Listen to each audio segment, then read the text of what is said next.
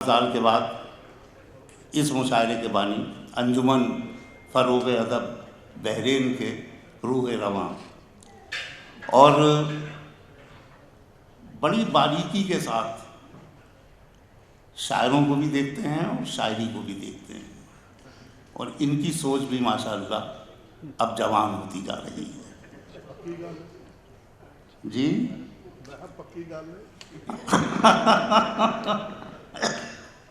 میاں یہ شاعری کی باتیں ہیں، یہ کیمرہ ہاتھ میں لے کر نہیں ہوتی ہیں۔ شاعری کو بڑے مرحلوں سے گزرنا پڑتا ہے۔ آپ تو اب آئے ہیں ان مرحلوں کے درمیان، ہم نے صدیاں کاٹ دی ہیں زلزلوں کے درمیان۔ تو طاہر عظیم ایک باوقار نوجوان، مستقبل کی بہت خوبصورت آواز، میں گزارش کرتا ہوں کہ اپنے کلام سے نوازیں، اور ایک بار مائک سے ویسی ہی آواز پھر بتا دیں۔ پہلے ہم سوچتے تھے بات کبھی ہو جائے، سوچتے تھے بات کبھی ہو جائے، اب تو ممکن ہے ملاقات کبھی ہو جائے۔ پہلے ہم سوچتے تھے بات کبھی ہو جائے، بہت اچھا، اب تو ممکن ہے ملاقات کبھی ہو جائے۔ آج بارش نے بھگویا تو مجھے یاد آیا، آج بارش نے بھگویا تو مجھے یاد آیا، اس کی خواہش تھی کہ برسات کبھی ہو جائے۔ آج بارش نے بھگویا تو مجھے یاد آیا، اس کی خواہش تھی کہ برسات کبھی ہو جائے۔ بس یہی سوچ کے اوقات میں رہتا ہوں، بس یہی سوچ کے اوقات میں رہتا ہوں، سوچ کے اوقات میں رہتا ہوں، جیتنے والوں اگر مات کبھی ہو جائے۔ یہی سوچ کے اوقات میں رہتا ہوں، جیتنے والوں اگر مات کبھی ہو جائے۔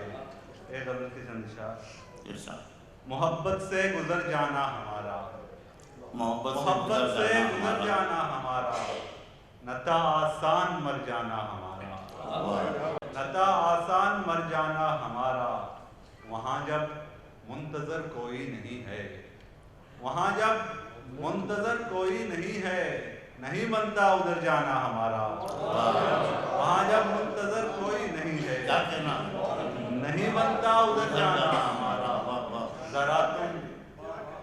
ذرا تم وقت کی رفتار دیکھو، ذرا تم وقت کی رفتار دیکھو، کہاں ممکن ٹھہر جانا ہمارا۔ ذرا تم وقت کی رفتار دیکھو، کہاں ممکن ٹھہر جانا ہمارا۔ تمہارے راستے میں آ گئے ہیں، تمہارے راستے میں آ گئے ہیں، بہت مشکل ہے گر جانا ہمارا۔ راستے میں آ گئے ہیں، بہت مشکل ہے گر جانا ہمارا۔ کہانی کا تو رخ ہی موڑ دے گا، کہانی کا تو رخ ہی موڑ دے گا، کسی کردار پر جانا ہمارا۔ کہانی کا تو رخ ہی موڑ دے گا، کسی کردار پر جانا ہمارا۔ ہماری جان خطرے میں رہے گی، ہماری جان خطرے میں رہے گی، ضروری ہے مکر جانا ہمارا۔ ہماری جان خطرے میں رہے گی، ضروری ہے مکر جانا ہمارا۔ عظیم اپنی طلب میں جی رہے ہیں، عظیم اپنی طلب میں جی رہے ہیں، سمجھنا ہے بکر جانا ہمارا۔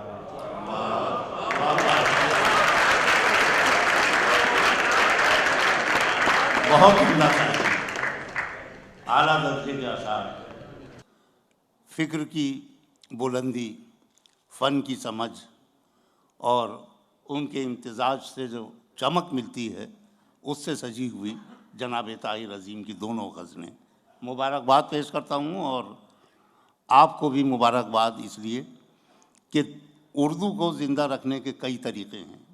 ایک طریقہ یہ ہے کہ اچھی شاعری ان بستیوں میں ہو جہاں اردو کے پرچم لہراتے ہیں، اور خدا کا شکر ہے بحرین میں یہ کام بہت اچھی طرح سے ہو رہا ہے۔ اب میں گزارش